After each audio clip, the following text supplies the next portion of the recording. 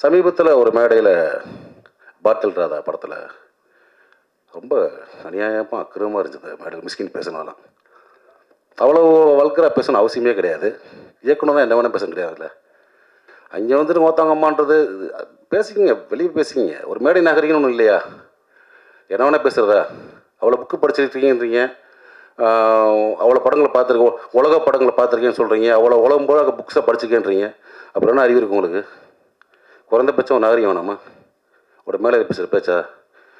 உங்களுக்கு பெண் குழந்தை இருக்குது, தம்பின்னு கூப்பிட்றது வேறு. தம்பி நம்ம எல்லாத்தையும் கூப்பிடலாம். வாடா தம்பி, உட்கார தம்பி, எந்திரா தம்பின்னு. அவன் நம்ம அண்ணன் நினைக்கணும், அது முக்கியம் ரொம்ப. அப்படி உங்களை யார் அண்ணன் நினச்சா எனக்கு தெரில. எல்லாத்தையும் சகட்டு மடிக்கு வாடான்றாரு, போடான்றாரு, உட்காருன்றாரு. இதை நான் இன்னைக்கு பேச நினைக்கல. தொடர்ந்து பல மேடைகளை பார்த்துட்டு வரேன் நான் மிஸ்கின் பேச்சுக்களை. சமீபத்தில் அண்ணன் பாலானுக்கு வந்து 25th இது இயர் கொண்டாட்டம். அங்கே பார்த்தீங்கன்னா அவர் என்னமோ பெரிய குடியார மாதிரியும் படுத்து கிடந்தான் பாலா, அவன் தான் பாலான்றது. இங்கே வந்து இளையராஜாவில் வந்து அவன் தான் இளையராஜான்றது. யாரா நீ? நீ என்ன அவ்வளோ பெரிய அப்பாட்டாக்குறா தமிழ் சினிமாவில்? எனக்கு ஒன்றுமே புரியல. ஒரு போலி அறிவாளி அப்படிதான் சொல்லணும்.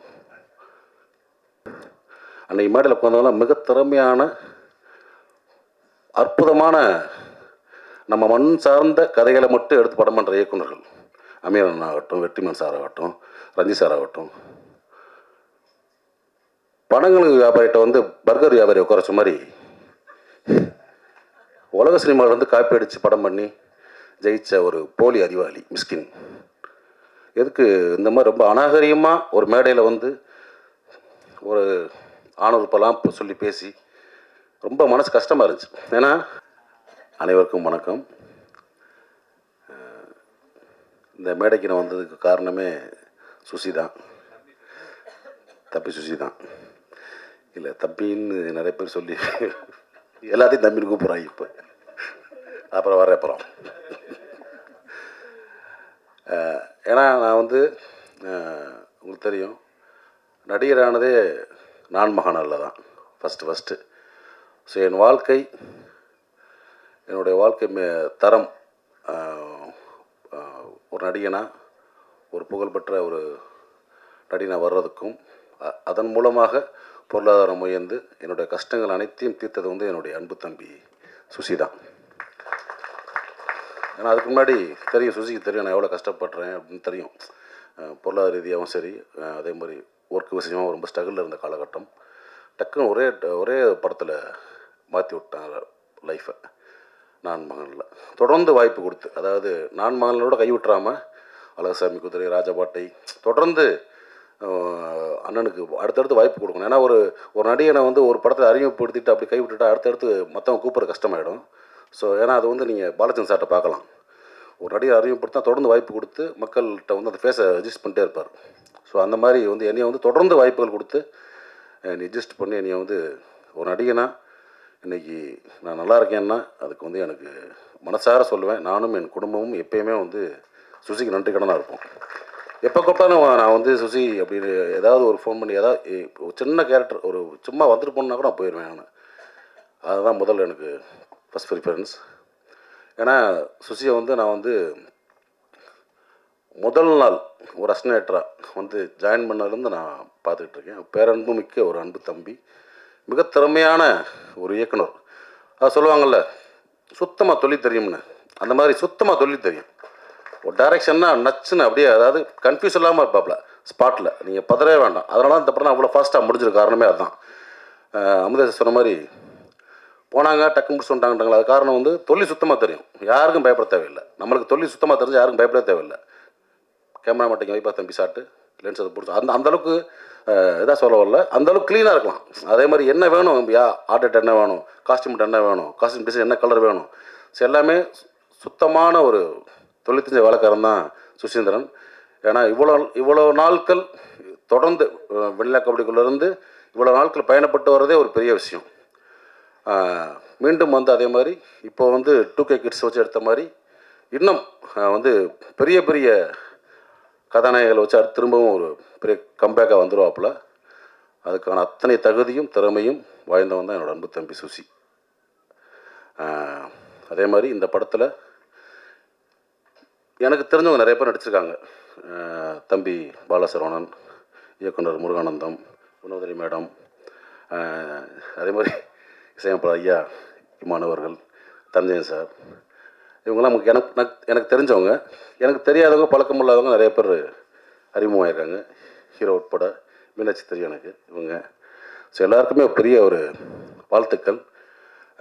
இந்த படம் வந்து அவங்களுக்கு வந்து ஒரு பெரிய ஒரு ஓப்பனிங் கொடுத்து தமிழ் சினிமாவில் மட்டும் இல்லை, தென்னிந்திய சினிமாவில் வந்து நிறைய படங்களில் நடிக்கணும், வேலை பார்க்கணும். அதுக்கு என்னுடைய வாழ்த்துக்கள். இந்த மேடை பார்த்திங்கன்னா ரொம்ப ஒரு அமைதியாக, ஒரு ப்ளசண்ட்டாக, எல்லாருமே ஒரு பாசிட்டிவாக, ஒரு அன்பாக பேசுகிறாங்கல்ல. சமீபத்தில் ஒரு மேடையில் பாட்டில் ராதா படத்தில் ரொம்ப அநியாயமாக அக்கிரமாக இருந்துச்சு. மேடையில் மிஸ்கின் பேசினாலாம் அவ்வளோ வல்கராக பேசணும் அவசியமே கிடையாது. இயக்குனர் தான் என்ன வேணால் பேச கிடையாதுல்ல. அந்த மாதிரி ரொம்ப வீடியோ பார்த்தேன். ரொம்ப நம்மளுக்கு தலைக்குனிவாக இருந்துச்சு. தமிழ் சினிமா வந்து இந்திய சினிமாவில் வந்து ஒரு பெரிய மதிக்கக்கூடிய ஒரு ஒரு இடத்துல இருக்குது தமிழ் சினிமா. தமிழ் சினிமா இயக்குநர்கள் மட்டுமல்ல, தொழில்நுட்ப கலைஞர் அனைவரையும் வந்து இந்தியா சினிமா லெவலில் ஒரு பெரிய மதிக்கக்கூடிய இடத்துல இருக்காங்க. அதே மாதிரி இந்த மேடை இருக்குல்ல, ஒரு பிரசாத்தில் தேட்டர் மேடை, பல ஜாம்பவான்களை பார்த்த மேடை. தென்னிந்தியாவில் இருந்து மட்டும் இல்லை, இந்தியா முழுவதும் வந்து இந்த மேடையில் அமர்ந்து பேசிட்டு போயிருக்காங்க. எவ்வளோ functions, audio launch, trailer release, success meet, இந்த மாதிரி. ஸோ அந்த மாதிரி மேடையில் வந்து இவ்வளோ பத்திரிக்கையாளர்கள் நண்பர்கள் இருக்கீங்க. நீங்கள்லாம் பெண் பத்திரிக்கையாளர் இருக்கீங்க, நம்ம நண்பர்கள் நிறைய பேர் இருக்காங்க. அங்கே வந்துட்டு மொத்தவங்கம்மான்றது பேசிக்கிங்க, வெளியே பேசிக்கிங்க. ஒரு மேடை நாகரிகம்னு ஒன்றும் இல்லையா? என்ன வேணால் பேசுகிறதா? அவ்வளோ புக்கு படிச்சிருக்கீங்கன்றீங்க, அவ்வளோ படங்களை பார்த்துருக்கோம், உலக படங்களை பார்த்துருக்கேன்னு சொல்கிறீங்க, அவ்வளோ உலகம் போல புக்ஸை படிச்சுக்கேன்றீங்க. அப்புறம் என்ன அறிவு இருக்குது உங்களுக்கு?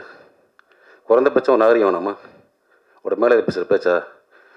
உங்களுக்கு பெண் குழந்தை இருக்குது, எல்லாத்துக்கும் எனக்கு பெண் குழந்தை இருக்குது, ஸோ எல்லாத்துக்கும் இருக்காங்க.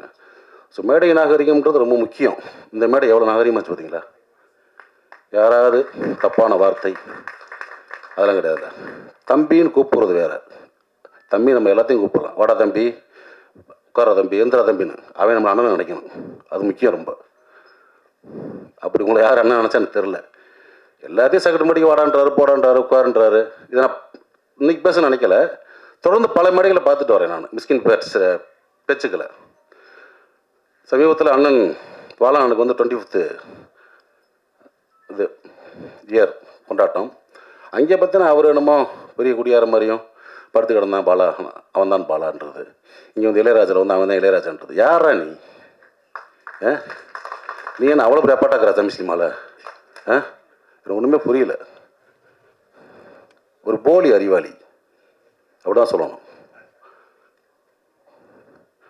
அதாவது அன்னைக்கு மேடையில் உட்காந்தவங்களாம் மிக திறமையான,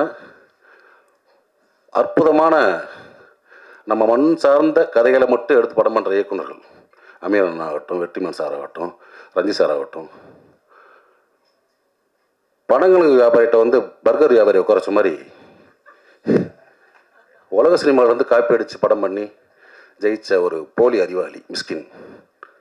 எதுக்கு இந்த மாதிரி ரொம்ப அநாகரிகமாக ஒரு மேடையில் வந்து ஒரு ஆணவப்பெல்லாம் சொல்லி பேசி ரொம்ப மனசு கஷ்டமாக இருந்துச்சு. ஏன்னா தமிழ் சினிமா இயக்குநர்களில் நான் வந்து பெரிதும் மதிக்கக்கூடிய ஒரு கலைஞன். நான் எப்பயுமே ஒரு ஷூட்டிங் ஸ்பாட்டுக்கு போனாலும் சரி, இயக்குனர் என்ன சொல்கிறதோ அதை நான் வந்து அப்படியே கேட்டு நடிப்பேன்.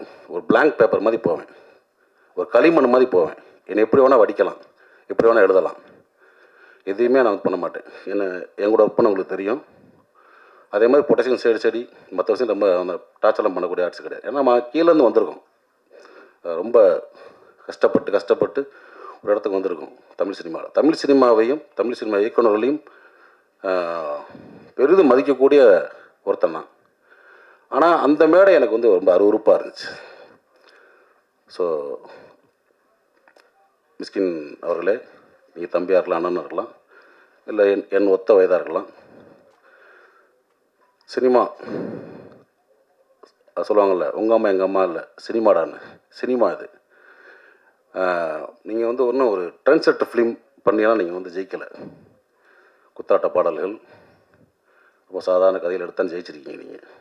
சுசீந்திரன் மாதிரி ஒரு மண் சார்ந்த வெண்ணிலா கபடியில் எடுத்தோம், அமீர் அண்ணன் மாதிரி ஒரு பருத்திவரன் எடுத்தோம், ரஞ்சித் சார் மாதிரி ஒரு மெட்ராஸ் படம் எடுத்தோம், பாலான மாதிரி சேது படம் எடுத்தோம், பாலாசித்தல் மாதிரி ஒரு காதல் படம் எடுத்தோம், ஒரு கிழங்கு மாதிரி தோண்டி எடுத்து நீங்கள் படம் பண்ணல.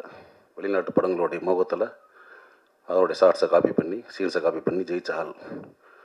ஸோ நீங்கள் வந்து ஒரு போலி புத்திசாலி, அதை நான் வச்சுக்கிட்டு பிறகு இன்னும் பல மேடைகள் நீங்கள் பேசலாம், கொஞ்சம் நாகரிகமாக பேசுங்க. ஏன்னா நீங்கள் உட்காந்துருக்க மேடைகளில் பெரும் பெரும் கலைஞர்கள் உட்காந்துருப்பாங்க. அன்றைக்கெல்லாம் மேடையில் சொல்கிறார், வெற்றிமாறனையும் ரஞ்சித் அமீர் இந்த மற்ற குடியார்கள் நீ பார்த்தீங்களா, ஊற்றியா கொடுத்தீங்க, கேவலமாக இல்லையா? அதெல்லாம் எத்தனையோ பேர் குடிக்காமல் வந்துடலாம், குடிப்பழக்கம் இல்லாத இருக்கலாம். மேடையில் எப்படி பொத்தாம சொல்கிறீங்க? ஏற்கனவே சினிமாக்காரனே கிளுகிளுன்னு தான் இருக்குது, பார்க்குற பார்வையே வேறு மாதிரி இருக்குது. இந்த மாதிரி நம்மளே தாழ்த்தி நம்மளே வெளியே அசிங்கப்படுவான்னு நினைக்கிறேன். இது வந்து என்னுடைய மனக்குமுறல். ஏன்னா இப்போயும் சொல்கிறேன், தமிழ் சினிமா இயக்குநர்களில் பெரிதும் மதிக்கக்கூடிய வணங்கக்கூடிய ஒருத்தன் நான். ஸோ அந்த மாதிரி இப்போ இருக்க ஒரு இயக்குநர்கள் இந்த மாதிரி சும்மா போகிற போக்கில் ஒருத்தவங்க அது இதுன்னு பேசுகிறது வந்து அனுமதிக்கக்கூடாதுன்னு நினைக்கிறேன். ஸோ அதை நான் வந்து இங்கே பதிவு பண்ண நினச்சேன். அதுக்கு வந்து என்னுடைய கண்டனங்களை கண்டிப்பாக தெரிவிச்சுக்கிறேன். ஓகே. அதே மாதிரி இந்த மேடையில் இன்னொரு எனக்கு ரொம்ப சந்தோஷமான விஷயம் என்ன பார்த்தீங்கன்னா, என்னுடைய நண்பன் பிரபாகரன் இந்த இது அந்த டாலோட அன்போட டா பிரபுவும் நானும் வந்து ஒன்றா அஸ்டன்காக ஒன்றா பண்ணோம். எனக்கு முன்னாடி சீனியர் ஆர்டிஸ்ட் அவன் தான். ஏன்னா வந்து போலோ அணுக்கட்டு இப்போ பார்த்துருப்பீங்க, போலோ அணுவாசம் சாரி அஜித் சார் படம். அதில் வந்து எழில் சார் டைரக்டரு, அதில் வந்து ஜோதியா கண்ணன் தான் அடிச்சிருப்பான். அப்பயே சொன்னேன், டே ரூட்டை மாற்றி போயிரு, கரெக்டாக ரூட்டு போட்டு ஒரு கிடச்சிருக்கு. நான் தமிழ் சினிமாவில் கேமராமேன் ஆகிட்டு தான் அவன் பண்ணான். ஆனால் வாழ்க்கை அவனையும் நடிகன் ஆகிடுச்சு. இந்த படத்தில் ஒரு முக்கியமான சென்ட்ரு புகராக நடிச்சிருக்கிறது எனக்கு ரொம்ப சந்தோஷம். நிறைய பேர் தெரியாது, நான் வந்து கோபின்னு ஒருத்தர் ஊர்லேருந்து வந்திருக்கான், ஊர்லேருந்து அறந்தாங்கிலேருந்து. இவரும் போவேன், இப்போ பார்த்து படுத்துக்கிட்டே இருப்பான். டேய் என்னடா அவன் படுத்துக்கிட்டே இருக்கான், சிவராமா அவன் தான் தம்பி. ஸோ பிரபு தம்பி அறியப்பட்ட கோபி பின்னாடி நீயானா கோபி ஆனார். நீயானா கோபியோட அண்ணன் பிரபு. நான் வந்து ரொம்ப டக்குன்னு ஆர்டிஸ்ட் ஆகி விட்டாப்புல சுசி. ஆனால் அவன் இன்னும் வரணும், எனக்கு ரொம்ப சந்தோஷம். இப்போ வந்து ஏன்னா டிவி சீரியல் பண்ணிகிட்டு இருக்காப்புல, திரைப்படங்களில் நிறையா படங்கள் நடிக்கணும், எனக்கு அதான் ரொம்ப சந்தோஷம். அதனால் இன்னும் நிறையா பண்ணு தம்பி, இது உண்மையான தம்பி, சரியா? ஓகே, அனைவருக்கும் என்னுடைய வாழ்த்துக்கள். ஏதாவது தவறாக பேசியிருந்தால் பத்திரிகையாளர்கள் நண்பர்களும் மன்னிச்சுங்க. தேங்க்யூ.